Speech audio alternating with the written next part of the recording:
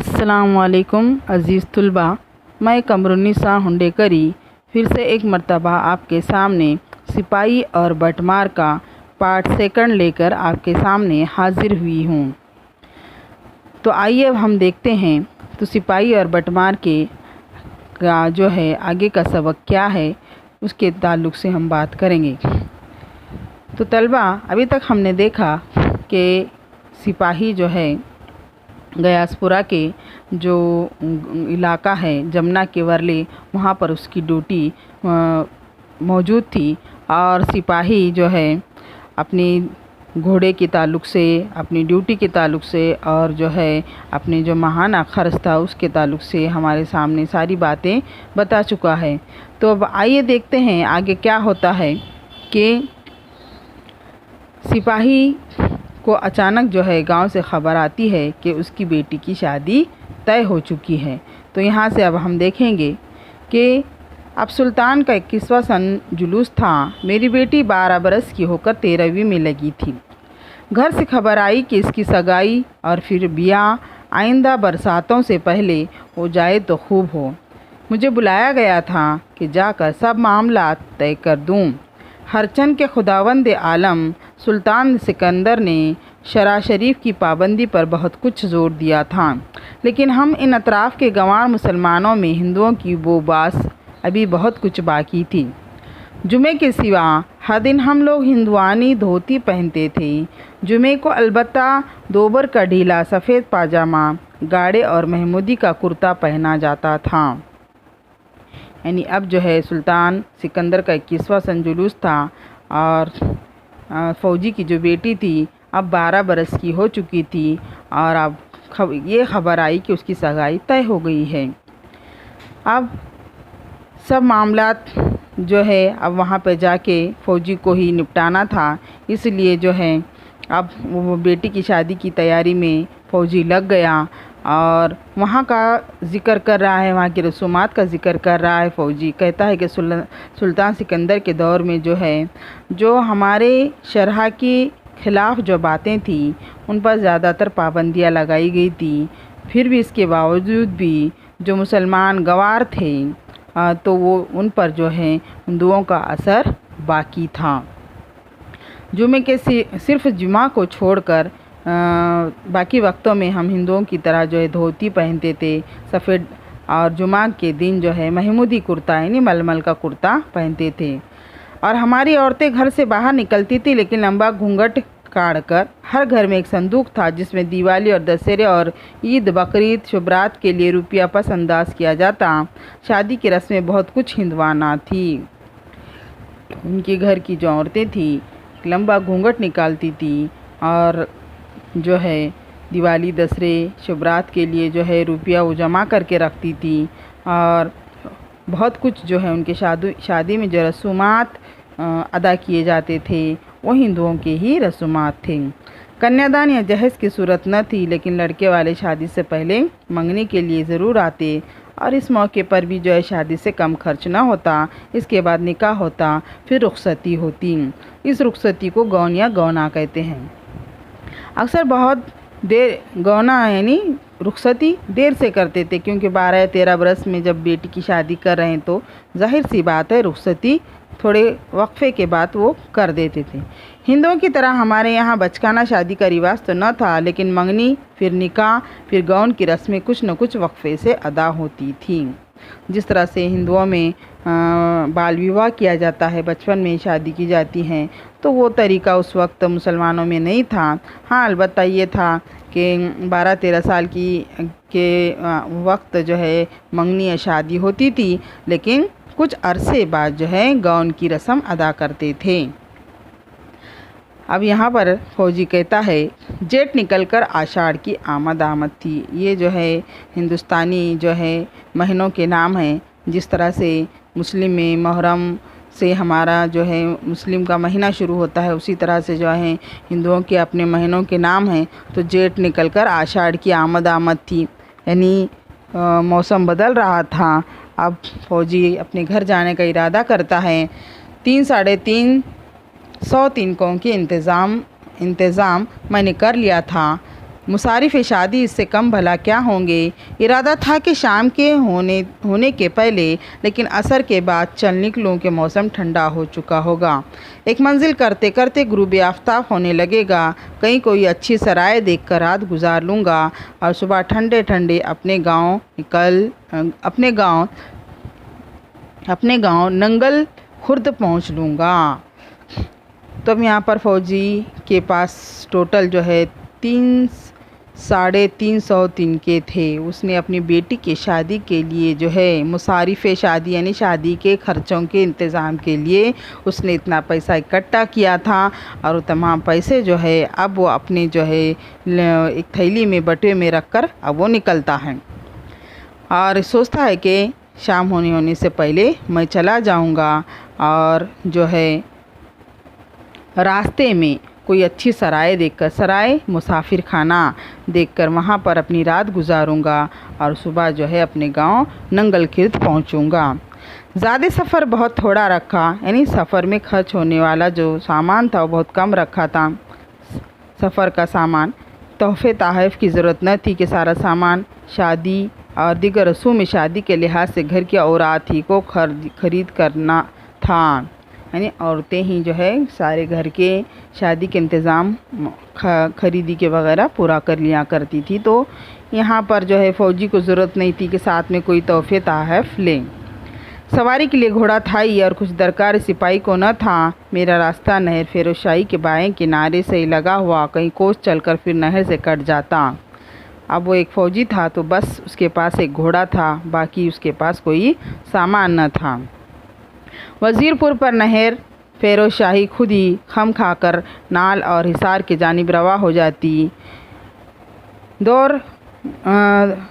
दौरियाँ घने पेड़ और आती बरसात के बादलों की धुंधली रोशनी ने नहर के दोनों तरफ नीम तारीकी सी पैदा कर दी थी। अब जो है नहर बह रही है और नीम तारीक यानी आदि जो है आधा अंधेरा हो चुका था और धुंधली सी रोशनी बाकी थी। एक जगह खम इस कदर सख्त था कि खम के पहले और बाद दोनों सिरे नज़र न आते थे, यानी काफ़ी झाड़ियाँ थी, घने दरख्त थे। तो अब वो गुज़र रहा था वहाँ से और तो उसे कुछ दिखाई नहीं दे रहा था। खम में दाखिल हो जाएं तो गोया दोनों तरफ की राह बंद हो जाती थी, लेकिन ख़तर कोई न था। हुकूमत में सुल्तान वाला शान की राहें सब महफूज थी और ये जगह तो हज़रत दहली से कोई 5-6 करवा थी यानी कोस थी। दर हकीकत मेरे लिए जगह रात के पड़ाव की यहाँ से बहुत दूर न थी। मैं घोड़े पर सवार गुनगुनाता धुल की चला जा रहा था। सामने एक पुलिया थी जिसके नीचे नाला अभी खुश्क था।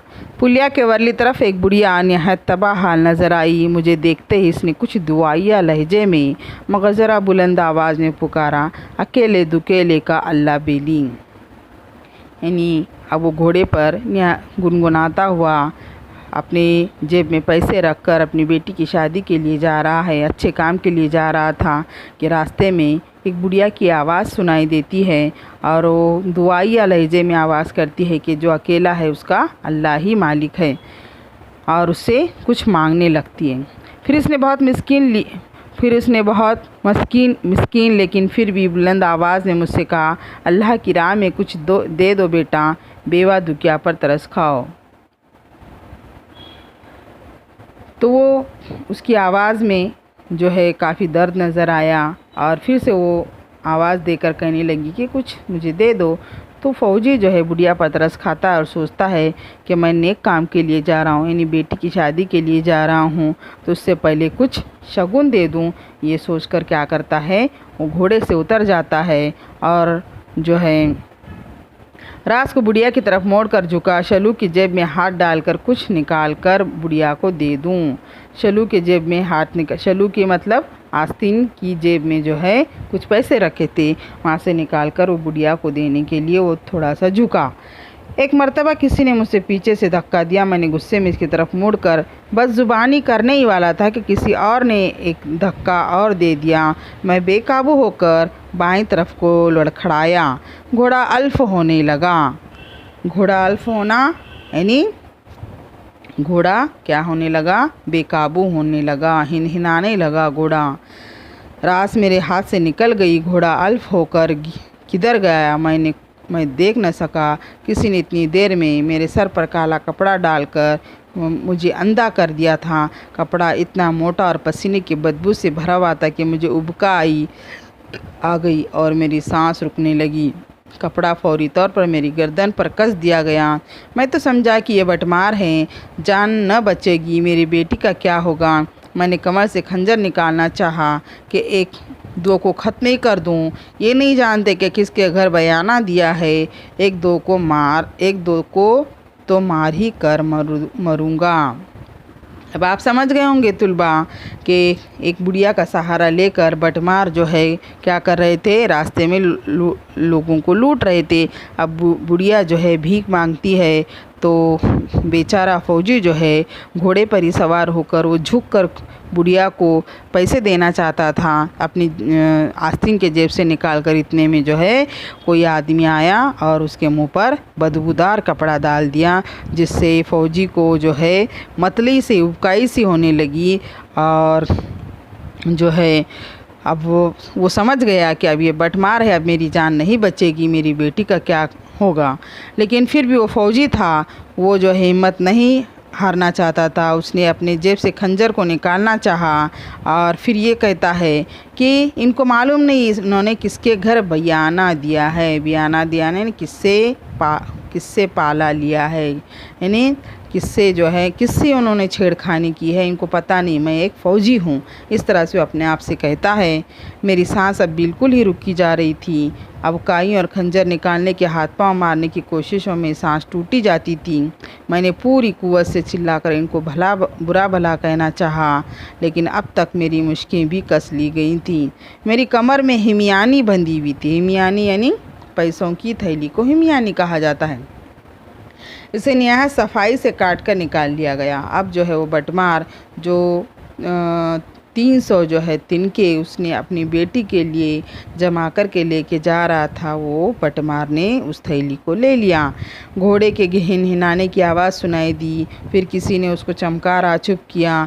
इस तरह से घोड़ों की चोरी में भी जालिम गज़ब के जो है चालाक थे, मुशाक थे, और वो घोड़ा भी पलक झपकते ही लेकर चले गए, यानी राम हो गया, यानी चला गया। सारा काम खामोशी से हो गया। फिर मेरे सर पर कपड़ा खींच लिया गया, लेकिन इससे पहले कि मैं कुछ कर सकता, मेरे मुंह में एक और कपड़ा पहले से भी ज़्यादा बदबूदार मुताफ़न ठोस कर साथ ही साथ आँखों पर पट्टी बांध दी गई। यानी मुंह से कपड़ा निकाला गया, लेकिन उससे भी गंदी बदबू वाला मुताफ़न गंदी बदबू वाला कपड़ा मुंह में ठोस दिया गया और आँखों पर पट्टी बांधकर बटमार उसकी जो हिमियानी थी, जो थैली थी, वो लेकर चले गए। फिर कुछ दौड़ते हुए कदमों और घोड़े की हल्की टाप की आवाज़, दोनों आवाज़ें बहुत मध्यम होकर गायब हो गई। किसी के सांस लेने की भी आवाज़ न सुनाई देती। बात करने या खांसने, खंकारने या हंसने की तो बात ही क्या थी। मैं तो ये समझ ही गया कि ये परले दर्जे के मुशाक बटमार हैं। परले दर्जे के नहीं, बहुत ही जो है तेज़ जो है रास्ता लूटने वाले लोग हैं, शातिर लोग हैं। और बुढ़िया इनसे मिली भी थी, लेकिन ये भी था कि मुझे जान से मारना न चाहते थे। इनका मंशा महज ये था कि बस बेदस्त पा करके छोड़ें। बेदस्त पाए नहीं, पूरी तरह से लूट कर खाली करके छोड़ देना। बेदस्त पा करना यानी कुछ भी बाकी ना रखना। इतनी दूर निकल जाएं कि मैं इनका ताक़ुब न कर सकूं। और वो पैसे लेके इतनी दूर चले गए कि फौजी उनका पीछा भी नहीं कर सकता। ताक़ुब न करना, पीछा न करना, और न किसी को इनके बारे में ख़बर दे सकूं। मुझे रंज से बढ़कर गुस्सा था कि मैं सारे आलम में माने में सुल्तान के सारे आलम में मानी फ़ौज का सिपाही हूँ, और किसी कछुए की तरह पकड़ लिया जाऊँ कि मुदाफ़ियत अपनी में एक वार भी न कर सकूं। अपने बचाव मुदाफ़ियत में यानी अपने बचाव में मैं एक वार भी नहीं कर सकता। लानत है मुझ जैसे सिपाही पर। तूफ़ यानी अपने आप पर जो है लानत भेजता है फ़ौजी, और कहता है कि दिन दहाड़े जो है रियाया यूँ बेखटके दिन दहाड़े लूट जाए। मैं यहाँ यूँ ही मजबूर पड़ा रहा तो क्या पता रात में किसी जो है मौजी यानी खूंखार जानवर का मैं शिकार हो जाऊँ। खबर मुझे कोई और बटमार कत्ल करके जो कुछ मेरे बदन पर कपड़े और थे, क्या खबर, यानी कहता है पता नहीं और कोई दूसरा बटमार आ जाए, मेरे कपड़े वगैरह सब ले लें और मेरे बदन पर जो कपड़े हैं उसकी जो है हथेली में सत्तू और जलेबियां हैं और शलू की जेब में, शलू के नहीं जो शर्ट उसने पहना था उसकी आस्तीन के जेब में भी कुछ सिक्के बहलूली थे और उन्हें भी ये लोग लेकर चले जाएं। मैंने चीखना चाहा लेकिन वो मुताफ़न कपड़ा यानी वो गंदा कपड़ा मेरे हलक तक यूँ ठसा हुआ था कि अगर बोलने की कोशिश में मुंह या हलक पर कुछ ज़्यादा ज़ोर डालता तो कपड़ा शायद मेरे हलक के अंदर ही उतर जाता। इस तरह उन्होंने कपड़े को काफ़ी अंदर तक डाल दिया था जिससे वो फौजी कुछ आवाज़ नहीं कर पा रहा था। इस तरह से वक्त गुज़रता गया और उसे कुछ इल्म न हुआ। मगरिब तो हो ही चुकी थी। आज न मंदिर की आवाज़ आ रही थी, न मस्जिद की आवाज़ आ रही थी। घंटे की पुकार या चरागाहों से वापस होते होते किसान चरवाहे के साथ मवेशियों के रेवड़ों की घंटियों की आवाज़ कुछ भी सुनाई नहीं दे रही थी। दाना दुनका चुनकर अपने घोंसलों को लौटने वाली चिड़ियों के झुंड अगर थे तो अभी वापस न हो रहे थे या वो अभी शाम की तन्हा शफक में छुपाते निकल गए थे, या अगर आवाज़ कुछ सुनाई देती। कहने का मतलब कि जो है हर तरफ अंधेरा छा चुका था, अब न वो चिल्लाने की कोशिश कर सकता था, बस कानों में फौजी के साए साए की आवाज़ें आ रही थी। बहुत देर हो गई थी। अब वो सोच रहा था कि क्या पता कोई अब आएगा कि नहीं आएगा। अभी अभी उसने जो है शेर की दहाड़ भी सुनी थी। शेर इस इलाके में नहीं थे, हाँ गुलदार थे। गुलदार यानी चीते, चीते को गुलदार कहते हैं। उसको फौजी को पता था गुलदार अक्सर जो है जमुना के किनारे कच्चारों में दहली से करनाल तक के छोटे हुए सांडों की तरह बेरोक घूमते फिरते हैं। तो यहाँ पर जहाँ पर भी खाली घर होते थे, जहाँ पर भी उजाड़ मकान या किले होते थे, वहाँ पर गुलदार आबाद हो जाते थे। यहाँ तो जमुना के किनारे से ये बहुत दूर था। अब वो सुल्तान फ़िरोज़ ने जो नहर बनवाई थी, जमुना का पानी जहाँ पहुँचता था वहाँ बज़रिए इस नहर के पहुँच जाते थे। लेकिन यहाँ भी अभी घने दरख्तों और नहर की रतूबत ने कच्चार जैसा समा पैदा कर दिया था। यानी अब डर था कि कहीं खूंखार कोई जानवर आ न जाए और उसका खात्मा ना कर दे। इस तरह से उन्होंने इस राह में और कौल की राह में जो है यहाँ पर इस तरह का रास्ता है, इसीलिए सुल्तान फ़िरोज़ ने जगह जगह पर मुसाफिर खाने बनवाए थे। और बस मुसाफिर खानों की खासियत ये थी कि वहाँ पर जो है कुछ पैसे देने नहीं पड़ते थे, वरना जो है ऐसे लूटे हुए मुसाफिरों की तो हालत ख़राब हो जाती। इसलिए तमाम जितने भी सराहों का खर्च होता था वो सुल्तान अदा करते थे। तो अब यहाँ पर फ़ौजी सोचता है कि मैं पत्थर से रगड़कर अपने हाथों की बंदिश से आज़ाद कर लूँ, लेकिन एक तो इस अंधेरे में पत्थर भी कहाँ मिलता और आँखों पर पट्टी पड़ी थी तो कुछ दिखाई भी नहीं दे रहा था। पाँव के बंद को रगड़ने के काटने की कोशिश में जगह जगह खराश भी आ चुके थे। रात तो बेशक हो चुकी थी, कहीं दरख्तों के पीछे कुछ खसर फुसर तो नहीं हो रही है, कहीं वो वापस तो नहीं आ रहे हैं। यह आवाज़ कैसी, अचानक एक आवाज़ आती है और जो है वो सोचता है कि कहीं ये बटमार वापस तो नहीं आ गए। मैंने बहुत गौर से सुनना चाहा, लेकिन कानों में अब भी जो हैं तारीख जो है गहरी तारीकी मतलब अंधेरे के साए साए की आवाज़ आ रही थी। ये कुछ नई आवाज़ नहीं थी, ठहर ठहर कर आ रही थी। कहीं किसी मंदिर में घंट नाकूस तो नहीं बज रहा, नहीं, ये तो गहरी और दूर तक फैलने वाली आवाज़ थी। टन टन टन करके जो है आवाज़ आ रही थी। कोई फ़ेल नशीन इधर आ रहा था। फ़ील नशीन, फ़ील ये फ़ारसी लफ्ज़ है। फ़ील जो है हाथी को कहा जाता है, तो फ़ील पर हाथी पर सवार होकर कोई आ रहा था। और फ़ौजी जैसे इसकी आवाज़ सुनता है तो उसका दिल बलियों उछलने लगता है।